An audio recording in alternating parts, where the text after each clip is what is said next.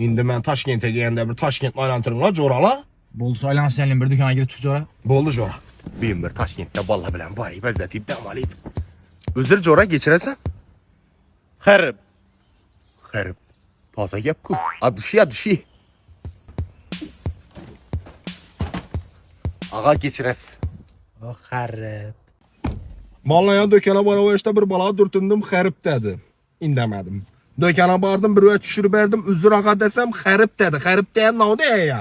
Sana maqtatdilar-ku ular heribda, barakalar. Zo'rsan numar edinsan deyin. Yo'q. Unda joq xarib Toshkentda edi. Hammaga assalomu alaykum. Gurtpada jo'ralar, yaxshimisizlar? Yana Toshkentga kelib xarib bo'lib yuribmiz. Hamma xarib deb yopdi. Beksat bilan suhrab aytdina xarib degan dedi, pervi dedi. Ha Beksat? Dim xarib sen jo'ratni ishonaver, ha? Addushi xaribsan. Rahmat jo'ralar. Bundan keyin Urgancha borgandan keyin Addushi xarib deb chaqiravanglar. Addushi.